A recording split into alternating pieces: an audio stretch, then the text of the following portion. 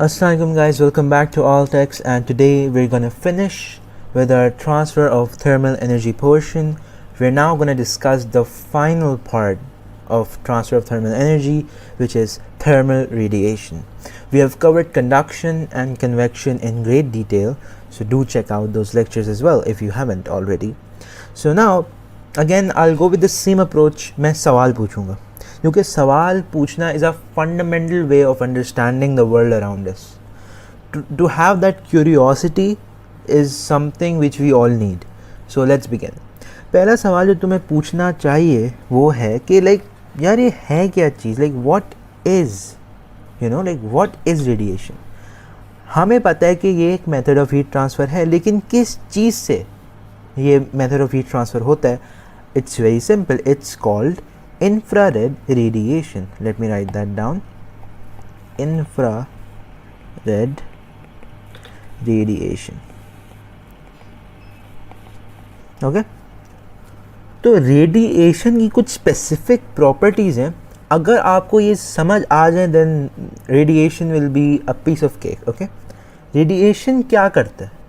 Radiation को transfer होने के लिए कोई मीडियम चाहिए ही नहीं. Late me write that down. Radiation does not require any medium, okay? Any medium for heat transfer. वो सुकून से हीट ट्रांसफ़र कर लेगा विदाउट एनी प्रॉब्लम्स. तो इसका मतलब कि radiation can take place in any medium, even the vacuum. There is no limit on radiation. Heat energy from the sun transfer होती है रेडिएशन के थ्रू. हर मैटर, आपका टेलीफोन, आपका आईपैड, आप खुद एब्जॉर्ब भी करते हो और एमिट भी करते हो रेडिएशन को. So this is something which is very relatable. तो let me write that down as well. Every matter can absorb as well as emit radiation. Okay, तो अब पता कैसे चलेगा कि कब हम या कोई भी सब्सटेंस एमिट करें या एब्जॉर्ब करें? बहुत सिंपल है. अगर आपका सब्सटेंस सराउंडिंग के हिसाब से ज़्यादा टेम्परेचर पे हो तो वो रेडिएशन बाहर फेंकेगा, एमिट करेगा. लेकिन if it's at a lower temperature then it will absorb radiation. But this is not it. This is the basics for radiation. Now we're going to discuss the factors which affect radiation and how does it impact in our daily lives with a few examples. Thank you. Now let's talk about the factors which affect radiation.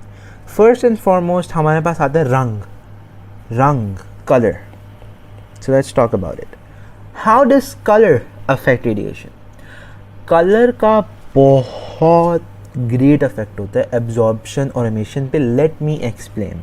So let me write that down. Colours have a great effect on absorption and emission. कैसे? एक fact है कि dark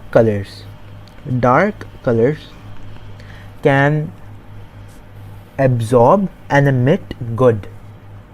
तो आप for example अपने किसी table को काला पेंट करोगे and it's like the scorching sun, बहुत गर्मी हो रही है बाहर, and you leave the table out and when you touch it it's going to be very hot and it's going to be hot for a long time क्योंकि वो absorb कर लेता है and it won't let go. दूसरा factor है हमारे पास surface texture.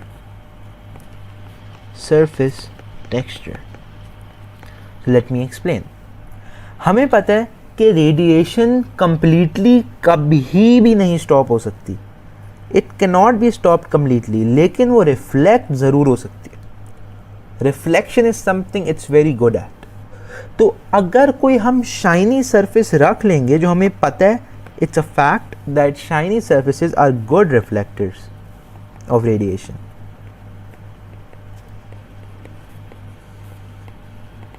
So if we as a person keep a shiny surface, it will reflect more.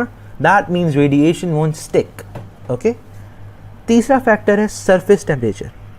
और हमने एक प्रोपोर्शनैलिटी को मैंने यहाँ पे लिख दिया. रेट ऑफ हीट ट्रांसफ़र है that is directly proportional to the temperature by 4 times. Okay, 4 times. तो इसका ये मतलब है कि अगर टेम्परेचर डबल हुआ ना तो हीट ट्रांसफ़र 16 टाइम्स बढ़ जाएगी, and that's a huge number. Okay, तो इसलिए हमें पता है कि अगर हम सरफेस का टेम्परेचर बढ़ा देंगे तो हीट ट्रांसफ़र इंक्रीज होगी. That means radiation will either emit और absorb faster. Now for the final factor. The final factor is surface area.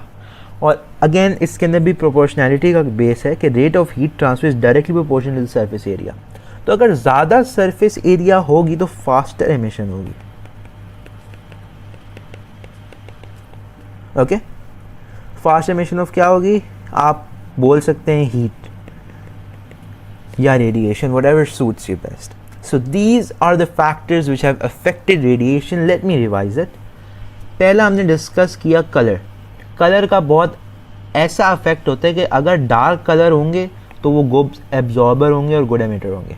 Surface texture का मैंने बात की कि रेडिएशन कभी भी स्टॉप नहीं हो सकती क्योंकि वो रिफ्लेक्ट हो रही होती है. तो हमें पता है एक फैक्ट है कि शाइनी सर्फेसेस गुड रिफ्लेक्टर होती है. सरफेस एरिया, मैंने आपको बताया कि proportionality is very important in this. ज़्यादा टेम्परेचर होगा, डबल होगा टेम्परेचर, तो 16 टाइम्स बढ़ जाएगी हीट ट्रांसफ़र. सरफेस एरिया मैंने तुम्हें डायरेक्ट प्रोपोर्शनैलिटी का एक सीन बताया. ज़्यादा सरफेस एरिया, ज़्यादा emission of heat. I hope this is clear. Now for one practical example which covers all three: conduction, convection, radiation. So yeah, let's begin. Okay, now for a practical example which covers each and every portion of transfer of thermal energy, which is a vacuum flask. This is ये ऐसी technology है, this is an innovation. At that time, nothing like this was ever invented. A double walled bottle. आप अपनी चीज़ों को safe कैसे रख सकते हैं? This is the prime example. So basically these are its components.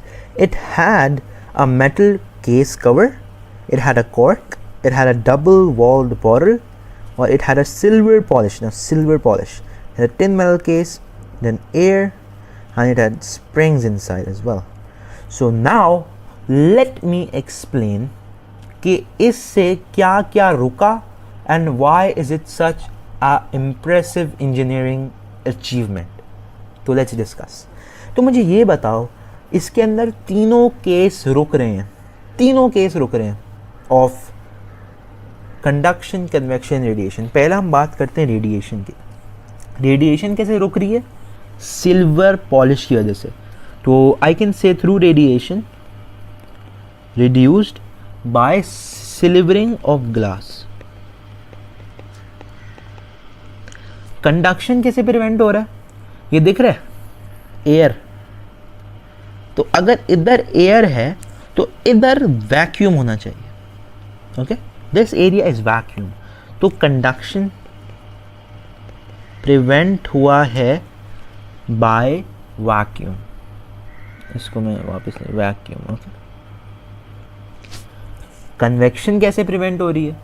ये कॉर्क दिख रहा है, this cork is preventing convection. Convection prevented by the cork. So in this one example मैंने आपको सब बता दिया कि कैसे डबल वॉल्ड और कॉर्क होने से, कैसे सिल्वर पॉलिश लगाने से और कैसे वैक्यूम क्रिएट करने से हमने तीनों forms of transfer of thermal energy रोक ली. Okay, so that is it. I have covered each and every portion for transfer of thermal energy. Inshallah, we'll begin with a new topic tomorrow. Thank you so much for watching this video. Have a great day. Allah Hafiz.